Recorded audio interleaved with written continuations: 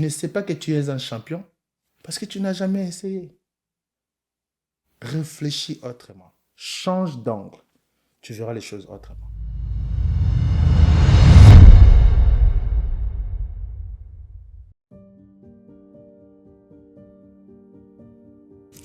Réfléchissons autrement.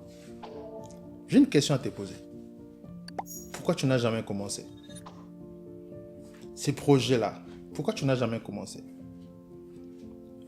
Tu parles toujours du fait que tu es en surpoids. Pourquoi tu n'as jamais commencé la gym? Tu dis que tu veux avoir beaucoup plus d'argent. Qu'est-ce que tu fais par rapport à ça? Cette fille-là que tu courtoies, ça fait aujourd'hui plus de 10 ans, plus de 5 ans. Pourquoi tu n'as jamais passé à l'étape suivante? Tu nous parles de projets, tu nous parles d'argent. Pourquoi tu n'as jamais fait les premiers pas?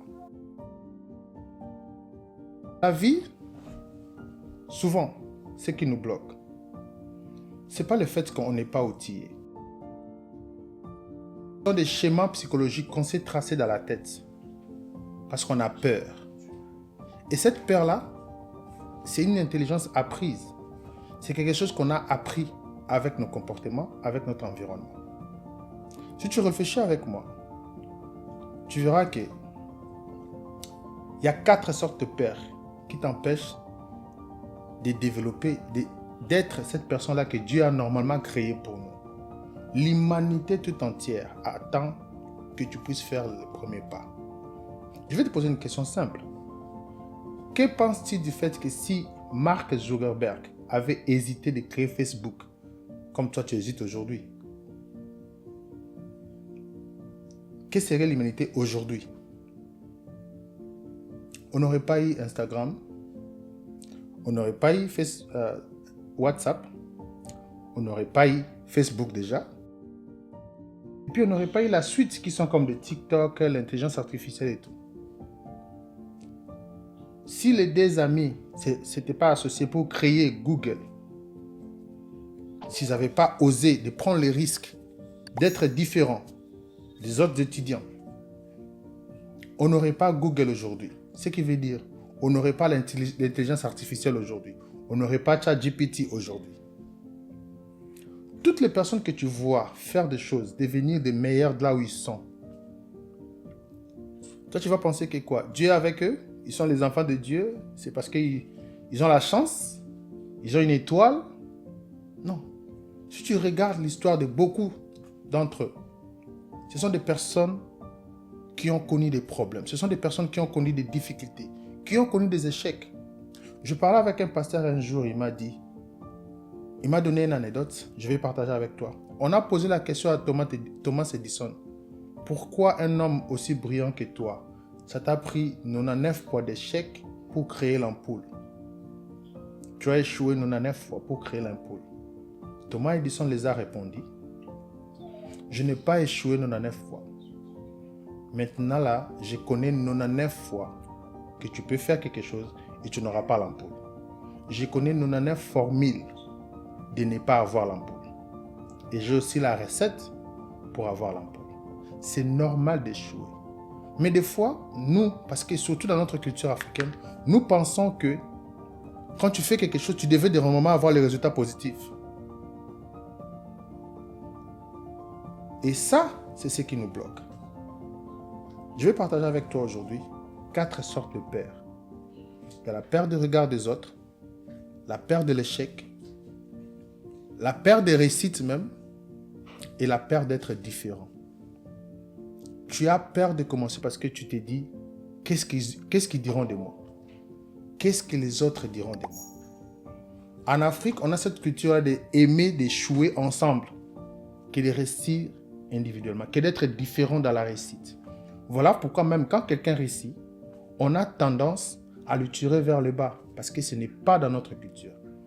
Parce que ce n'est pas ce que nous sommes. Moi et toi aujourd'hui, on va faire les choses autrement. On va réfléchir autrement, agir autrement et pratiquer cela autrement. Parce que tout dans la vie dépend de toi. c'est en toi. Tu vas me demander, j'avais reçu une question une fois quand je partageais avec quelqu'un, il m'a demandé, je n'ai personne, je n'ai pas d'argent, je suis orphelin, je suis le dernier de ma famille, je n'ai personne, je n'ai pas d'opportunité. Les opportunités se créent. L'opportunité ne viendra jamais toquer à ta porte. C'est à toi d'aller vers une opportunité. C'est à toi d'aller créer. Vous imaginez qu'avant Facebook, il n'y avait pas de réseaux sociaux. Il n'y avait pas Facebook. Le mec a vraiment imaginé quelque chose qui a révolutionné même notre façon de vivre aujourd'hui. Une seule personne. Il n'est pas différent de moi et toi. J'ai voulu partager ces messages parce que je me sens concerné. J'étais un jour allé demander à une dame de m'aider avec un projet que j'avais. Il m'a demandé de lui présenter ses projets. Je lui ai présenté mon projet. À la fin, la dame que je pensais qu'il va me donner des conseils, des techniques, des formules pour faire, il m'a demandé « Qu'est-ce que tu attends pour commencer ?» Et j'étais là devant elle. Je la regardais, je n'avais pas de réponse. Je dis « Mais parce que je n'ai pas encore ce papier, je n'ai pas encore ces papiers ici, je n'ai pas encore ces actionnaires, je n'ai pas encore ça. » Il m'a dit « Tu as tout ça. La façon dont tu viens de présenter ton projet, tu as tout avec toi. » Et je n'avais pas ça dans ma tête. Je ne voyais pas les choses comme elle voyait. Je voulais partager ça avec toi. Il y a une dame que nous, on regarde souvent. Moi, j'ai des enfants. Les enfants regardent souvent une dame à la télé qu'on appelle Miss Rachel. Ils chantent pour les enfants. En fait, si vous ne savez pas cette histoire, je vais partager cette anecdote avec vous. La dame avait un enfant. Son enfant avait des problèmes de parler. C'est que nous, on va appeler dans la communauté problème de parler. Alors, ce qu'on appelle en anglais speech delay. Et l'enfant ne parlait pas. Il est parti voir des médecins, il a fait des exercices, il faisait tout.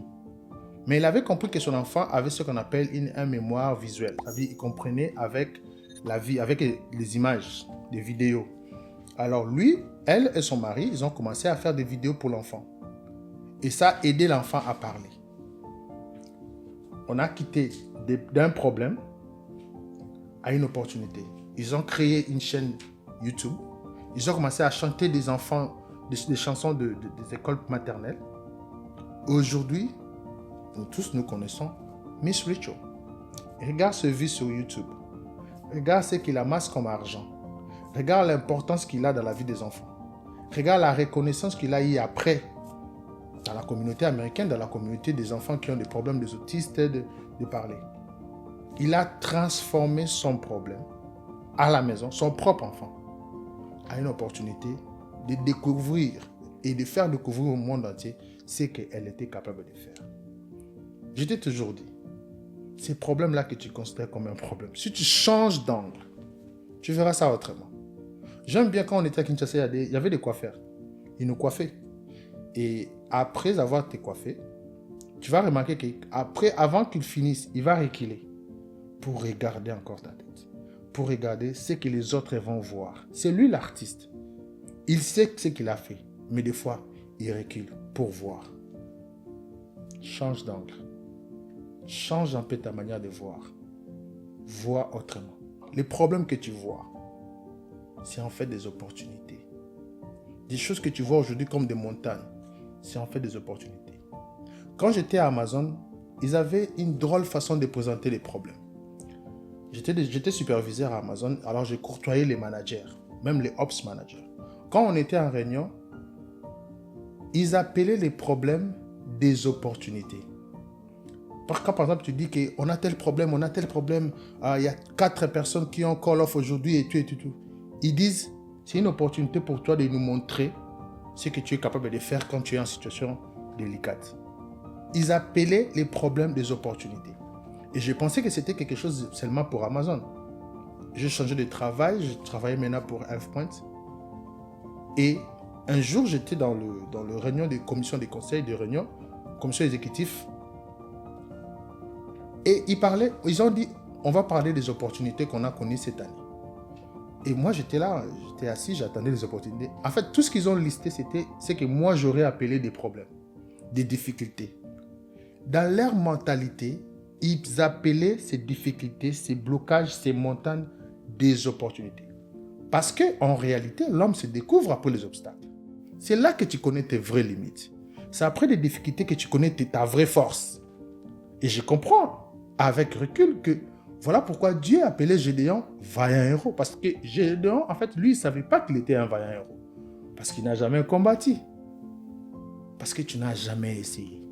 Tu ne sais pas que tu es un champion. Parce que tu n'as jamais essayé. Réfléchis autrement. Change d'angle. Tu verras les choses autrement.